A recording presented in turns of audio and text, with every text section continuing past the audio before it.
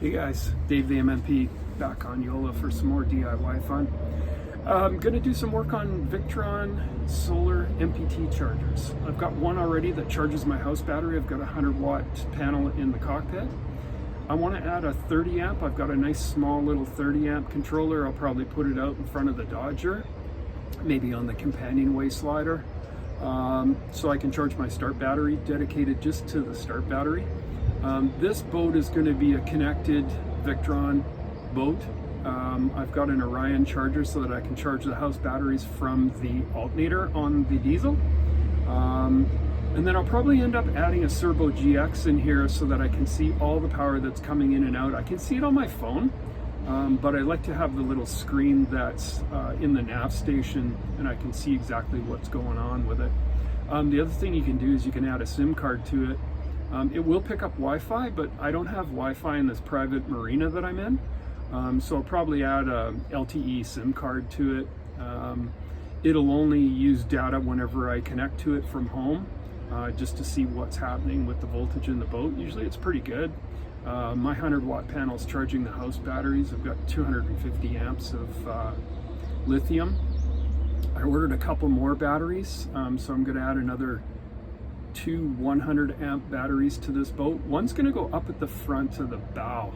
The reason I'm going to do that is because I'm going to put an electric windless in the chain locker, and I'd like to have the battery up there, so when you operate the windless, it gets the power 2 feet of cable from the battery, as opposed to running long battery cables all the way through the boat to wherever the next battery is. I do have 2 batteries in the bilge, and I could run cables from there, but that's still a pretty long run. It'd be about 20 feet of cable. I don't want to do that. So I'm going to build a little battery box and put it right up into the chain locker, and then the power will be right there for the electric windless. So let's get into it. All right, so I'm looking in the chain locker here. I just want to see how much room I've got, because what I'd like to do is add an electric windless to this boat, maybe even a manual windless. But I need to know how much space I've got down below here, because if I do an electric one, I'm going to end up with a motor hanging down in the middle of the locker here. All my chain and my rope is sitting here.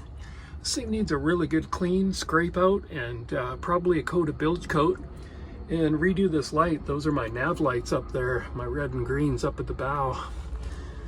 And looks like the previous owner added some padding in here so that the chain wouldn't rub up and down on the hull and the inner fiberglass. I can see the inner fiberglass sticking out here, so I'm definitely gonna have to scrape off all this old paint and put some couple coats of bilge coat in here, get all that chain out, measure it.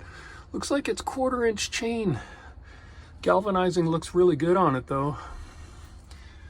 All right, that'll be a future project coming up, so watch out for that. Right, so right now I'm in the quarter berth. Here's my start battery switch, my house battery switch. My Victron MPPT charger is up there. It's actually charging right now, flashing blue light on it. I've got an Orion down there. And what that does is it links my alternator in my diesel to the house battery, but only when the diesel is running. So when the diesel is running and the power comes up above 13 volts, it'll start charging the house batteries from the alternator. The reason that we isolate them is because I potentially will have about 500 amps of lithium on this boat. And if it's a little low and I start the diesel, all that power from my alternator is going to rush into the lithium batteries, because they can just suck up as much power as they can handle. It'll overpower my alternator. So you just put an isolator in there. It's a 12 volt to 12 volt 30 amp. So the maximum power that can go to my house batteries is 30 amps from the alternator. The rest will charge the start battery, which is just perfect. So I'm going to end up adding, I've got another MPPT charger I want to put up here. And then I'm going to run some raceway along here all the way across, and clean that all up and cover the wiring up and make it all look right. Really. So I got my chargers mounted up here in the quarter berth. Got my Orion charger down at the end. Got them all straightened out. The other thing I noticed was every time I take a screw out of this boat, it's got a different head on it. I ended up taking out flat, Phillips, Robertson, and I ended up installing new stainless hardware in all these chargers to hold them up properly. So here's potentially where I'm going to mount that 30-watt solar panel to charge my start battery. The only thing I'm worried about is when sometimes I stand on this cover is for the companionway, to take the sail cover off. So sometimes taking the sail cover off, I might have to stand here. So that may not be such a good idea. I'll end up breaking that panel. I could put a flexible panel on top of the Dodger cover. That might work. Maybe if I mount it back here. I actually thought about putting two of them this way because depending on which way the boom is, it might block the light and shut down the panel.